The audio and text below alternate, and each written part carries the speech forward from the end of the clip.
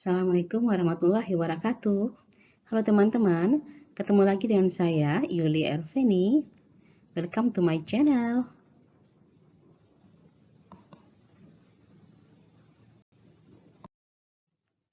Pada kesempatan kali ini, saya akan membahas tentang pentingnya rekrutmen karyawan bagi organisasi. Oh ya, bagi teman-teman yang belum subscribe, yuk silahkan subscribe and keep watching. Apa itu rekrutmen?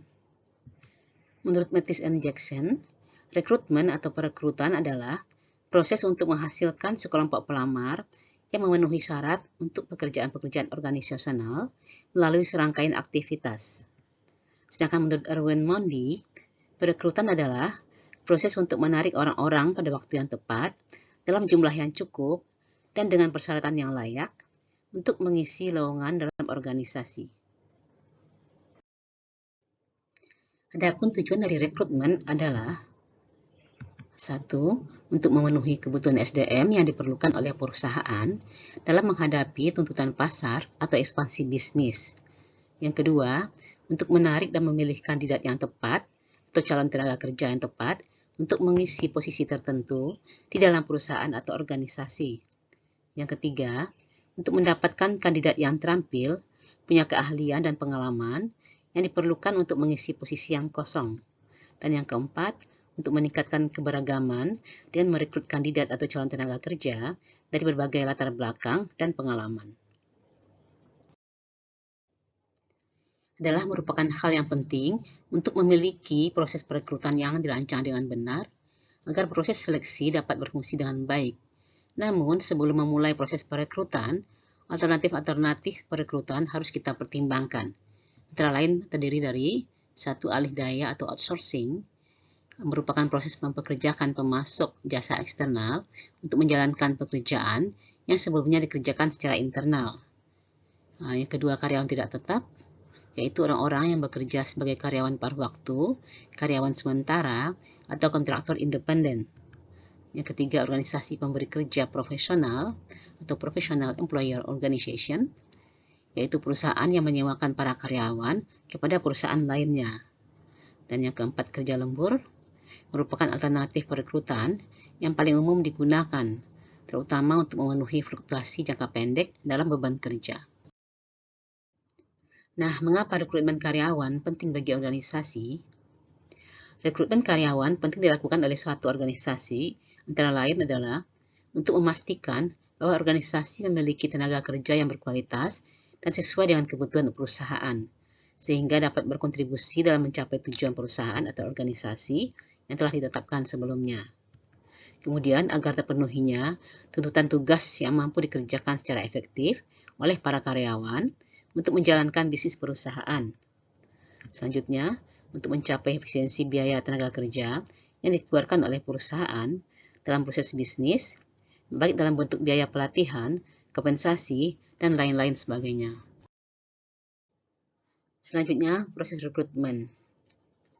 Proses rekrutmen yang baik meliputi 4 hal berikut. Yang pertama, penentuan dasar rekrutmen. Dasar-dasar rekrutmen harus berpedoman pada spesifikasi pekerjaan yang telah ditentukan untuk menduduki jabatan tersebut. Yang kedua, penentuan sumber-sumber rekrutmen terdiri dari sumber internal dan sumber eksternal. Kemudian yang ketiga, metode-metode rekrutmen, di mana metode-metode rekrutmen ini sangat berpengaruh besar terhadap banyaknya lamaran yang masuk ke dalam perusahaan, terdiri dari metode tertutup dan metode terbuka. Kemudian yang keempat, kendala-kendala rekrutmen, di mana kendala-kendala rekrutmen ini berbeda pada setiap perusahaan, tetapi umumnya meliputi kebiasaan organisasi, persyaratan jabatan, metode rekrutmen, kondisi tenaga kerja, dan lain-lain sebagainya. Setelah diketahui spesifikasi pekerjaan karyawan yang dibutuhkan, maka harus ditentukan sumber-sumber rekrutmen yang terdiri dari perekrutan internal dan perekrutan eksternal. Perekrutan internal berasal dari dalam perusahaan itu sendiri, yaitu perekrutan dari basis data, pengumuman-pengumuman lowongan pekerjaan, promosi dan transfer, menyediakan sistem memungkinkan karyawan yang ada untuk berpindah pada pekerjaan lain. Mengisi lowongan secara internal ini dapat menambah motivasi bagi karyawan untuk tinggal dan tumbuh dalam organisasi dibandingkan untuk mengejar kesempatan karir di luar. Ada beberapa kelebihan dari perekrutan internal, yaitu 1. Meningkatkan moral kerja dan kedisiplinan karyawan karena ada kesempatan untuk promosi. Yang kedua, perilaku dan loyalitas karyawan semakin besar terhadap perusahaan. Yang ketiga, biaya perekrutan relatif kecil karena tidak perlu memasang iklan. Yang keempat, waktu perekrutan relatif singkat. Yang kelima, orientasi dan induksi tidak diperlukan lagi. Dan yang keenam, kestabilan karyawan semakin baik. Perekrutan internal juga memiliki kelemahan-kelemahan antara lain kurangnya kewibawaan karyawan yang dipromosikan tersebut, kemudian kurang membuka kesempatan untuk sistem kerja baru dalam perusahaan. Di samping perekrutan internal, juga ada perekrutan eksternal yang berasal dari sumber-sumber tenaga kerja di luar perusahaan, yaitu perekrutan di perguruan tinggi dan universitas, kemudian yang kedua perekrutan di sekolah-sekolah kejuruan, yang ketiga perekrutan dari serikat pekerja, yang keempat perekrutan melalui agen-agen pekerjaan swasta, yang kelima perekrutan melalui sumber kompetitif, yang keenam perekrutan melalui sumber media, yang ketujuh melalui sumber bursa kerja, acara-acara khusus, serta sumber lainnya. Perekrutan melalui sumber eksternal juga memiliki beberapa kelebihan, antara lain, di mana kewibawaan pejabat menjadi relatif lebih baik, kemudian ada kemungkinan dapat membawa sistem kerja baru yang lebih baik. Rekrutmen dari sumber eksternal juga memiliki beberapa kelemahan-kelemahan sebagai berikut. 1. Prestasi karyawan lama cenderung menjadi menurun karena tidak ada kesempatan untuk promosi. Yang kedua, biaya rekrutmen menjadi lebih besar karena iklan dan seleksi. Yang ketiga, waktu rekrutmen relatif lama. Yang keempat, orientasi dan induksi harus dilakukan. Yang kelima, turnover cenderung akan lebih meningkat. Dan yang keenam, perilaku dan loyalitas karyawannya belum diketahui. Banyaknya lamaran yang masuk ke dalam perusahaan sangat tergantung pada metode rekrutmen, di mana metode rekrutmen terdiri dari metode tertutup dan metode terbuka.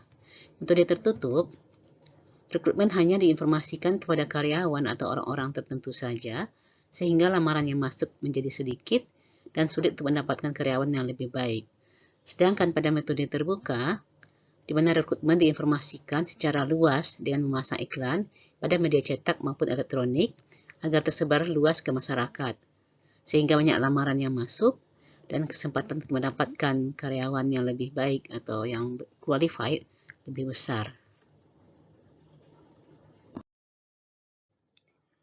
Pada proses rekrutmen terdapat kendala-kendala yang berbeda-beda pada setiap organisasi atau perusahaan.